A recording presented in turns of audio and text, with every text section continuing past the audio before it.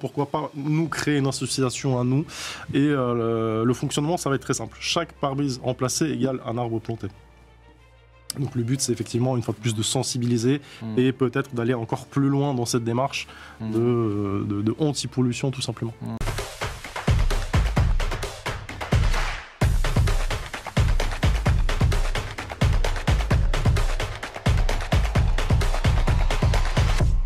Parlons business et parlons pare-brise d'automobile aujourd'hui. Nous voilà bien embêtés quand il faut réparer ou changer son pare-brise. Des solutions existent, ça ne manque pas, mais des solutions écologiques, eh bien c'est un peu plus rare dans le domaine. Nazar Bagnonis, bonjour. Bonjour à vous. Vous êtes fondateur de Pare-brise Eco. Alors votre concept, c'est remplacer les pare-brises en respectant l'environnement. Expliquez-nous. Alors on a lancé ce concept il y a moins d'un an, pour être exact, un peu plus de 9 mois. Et on essaye de ne pas polluer tout simplement et de ne pas augmenter l'empreinte carbone au quotidien. Et ça nous tient à cœur. Donc c'est un projet qui a été monté dès le départ avec cette vision-là. Et c'est important puisqu'aujourd'hui on ne se rend pas compte, mais le verre ça pollue énormément. C'est pas quelque chose qui disparaît dans la terre. On va dire dans les années, etc. Donc c'est quelque chose qui reste sur notre planète et le but c'est de ne pas polluer, donc, alors, tout simplement. Zéro pollution, on fait comment? Ça passe par zéro déchet, c'est ça? Exactement. Donc nous, notre concept consiste à racheter l'ancien pare-brise à nos clients. Donc du coup, on ne le jette pas, on récupère. Et avec cet ancien pare-brise, donc du coup, le verre fissuré, cassé, etc., on va refabriquer des nouveaux pare-brises, tout simplement. Donc là, ça nous permet d'avoir une économie, on va dire, circulaire qui ne pollue pas. Et ça nous permet de, justement, avoir des offres assez intéressantes pour nos clients. Donc voilà, c'est un petit peu ça le concept. Et c'est vous-même qui fabriquez ce nouveau pare-brise vert VERT, c'est ça? Pas du tout. Aujourd'hui, on a des partenariats avec deux sociétés, on va dire, c'est les deux leaders du marché français aujourd'hui. C'est d'ailleurs un point très important sur lequel on mise beaucoup et on essaye de beaucoup expliquer la chose, c'est très important. Nous, on évite tout travail avec, que ce soit des outils, que ce soit des produits, que ce soit du verre qui provient très souvent des pays asiatiques. Nous, c'est uniquement du français. Donc nous, on est vraiment très focus là-dessus. On privilégie uniquement tout ce qui est fabriqué en France et notamment nos pare-brises, c'est uniquement de ce qu'on appelle la montre d'origine et c'est des pare-brises français. Donc, alors, la question, c'est est-ce que la qualité est la même entre un pare-brise recyclé et un pare-brise classique? Bien sûr. Bien sûr, ça c'est indéniable. Et surtout, on a la main, on va dire, sur la qualité, puisque nous, on vérifie à chaque fois les commandes. C'est-à-dire que nous, quand on reçoit un pare-brise, bien évidemment, ça passe par un check-up systématique avant que ça se retrouve tout simplement sur le véhicule d'un client. Ça, c'est obligatoire. Alors, vous dites que vous rachetez les pare-brises cassés. Donc, ça veut dire, je viens avec ma voiture, mon pare-brise est cassé, vous allez me le racheter. Jusqu'à combien et comment ça se passe? Exactement. Alors, le concept consiste... Alors, pourquoi avoir cette démarche dès le départ de rachat? C'est pour sensibiliser avant tout. Pour que le client, au lieu d'obtenir une offre, on va dire, commerciale chez un concurrent qui consiste à simplement obtenir, je sais pas, un cadeau par exemple, je pense que tout le monde le voit chez la concurrence, nous, on s'était dit pourquoi pas inciter l'automobiliste à obtenir, certes, on va dire, du bénéfice sous une certaine forme, mais de lui expliquer que derrière, tu peux avoir cette prestation sans polluer.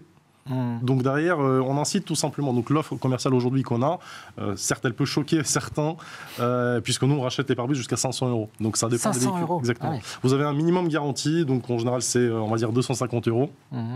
Mais ça peut aller jusqu'à 400, 450, 500 € pour la plupart des véhicules. Et pour aller dans le détail, il n'y a pas de surfacturation vis-à-vis des assurances ou des choses comme ça? Alors ça, c'est un sujet qui traîne beaucoup sur Internet, les réseaux sociaux, etc. Donc justement, d'ailleurs, je me posais la question, pourquoi aucune entreprise aujourd'hui dans ce domaine de vitrage n'a pas traité le sujet? Parce que c'est un sujet qui traîne un peu partout. Alors, il faut savoir quelque chose, c'est que techniquement, aujourd'hui, nous, en tant que professionnels, on est assez bridés sur la facturation. C'est-à-dire que ce n'est plus nous qui gérons les règles du jeu, c'est les assurances. C'est-à-dire que nous, on est obligé de se plier aux règles du jeu et aux barèmes instaurés par les assurances. On ne peut pas facturer tout et n'importe comment. Il faut savoir quelque chose, c'est que nous, effectivement, comment on procède?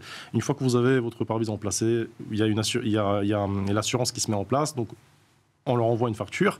Par contre, cette facture-là, il faut savoir quelque chose, avant que nous, en tant que professionnels, on se fasse rembourser, elle passe par une expertise. Donc déjà, il y a une expertise à distance par l'assurance qui vérifie que tout est en règle, qu'on n'a pas dépassé une certaine limite des barèmes en question. Si tout est OK, là, on se fait rembourser. Donc, la surfacturation, techniquement, n'est pas possible. Et il y a autre chose également, c'est le fameux passage des experts physiques dans les ateliers de manière aléatoire. Donc, il y a toujours une vérification derrière. C'est-à-dire que nous, on ne peut pas techniquement facturer ce qu'on veut. Ça n'existe pas, tout simplement. Alors, revenons à votre client. Il est intéressé, il écoute cette interview, il veut bénéficier d'un pare-brise écologique. Vous avez des points de vente un peu partout en France ? Exactement. Aujourd'hui, on a, pour être précis, alors c'est évolutif, c'est-à-dire que là, aujourd'hui, on est en train de tourner l'émission. On est en train de tourner cette émission, on est à 46 points de vente et on en a 9 qui sont en cours d'ouverture. Donc c'est très évolutif, ça apparaît sur nos réseaux sociaux, on essaie de beaucoup communiquer là-dessus, sur notre site, etc. Et vous développez comment ? En franchise ou Alors, il y a une grosse partie des ateliers, des centres qui sont à nous, et il y a également beaucoup de franchisés qui adhèrent tout simplement au concept, puisque c'est pas pour se vanter, mais c'est un concept assez unique aujourd'hui, et personne n'y pense, mais un remplacement de pare-brise, ça peut être quelque chose de très polluant. Donc ça, il faut avoir la conscience de la chose, et on essaye d'expliquer justement la chose. Et je crois savoir que la concurrence vous regarde de très près. Exactement. C'est-à-dire Alors, au moment où on est en train de tourner cette vidéo, ça fait une semaine qu'on subit des attaques dans tous les sens, que ça soit sur les réseaux sociaux, on essaye de nous pirater des comptes.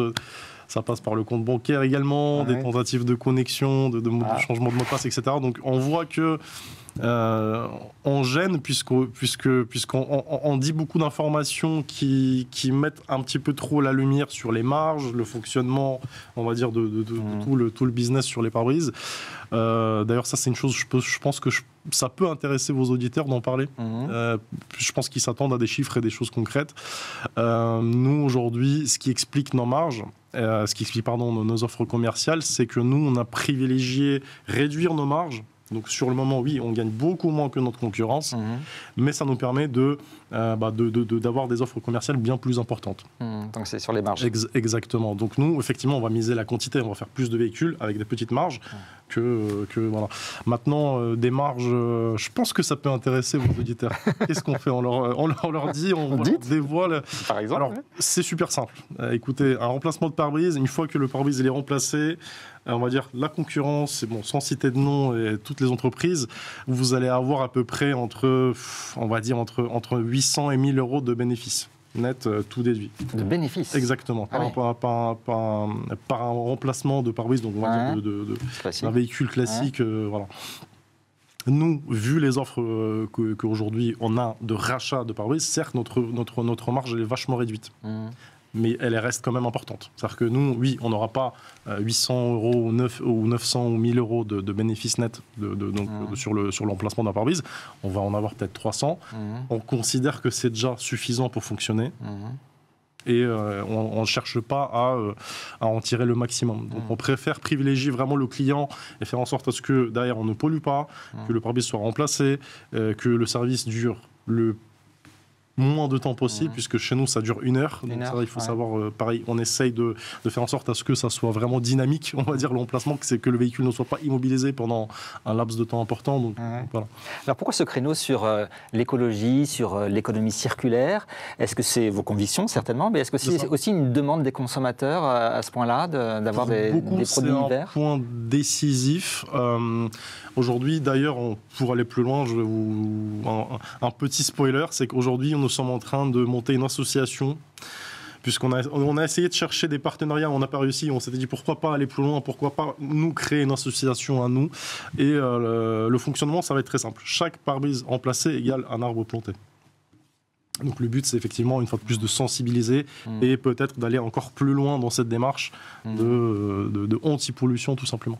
Et vous, en tant qu'entrepreneur, vous avez commencé dès l'âge de 18 ans. Exactement.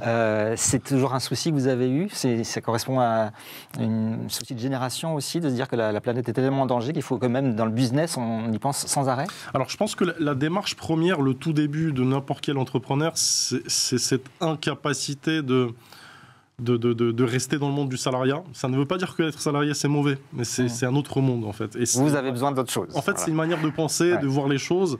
Et moi, je n'aime honnêtement, je n'aime pas trop le terme business. Moi, j'aime bien le terme entrepreneur parce qu'en fait, je considère pas que je fais du business. En fait, dans ma tête, j'entreprends.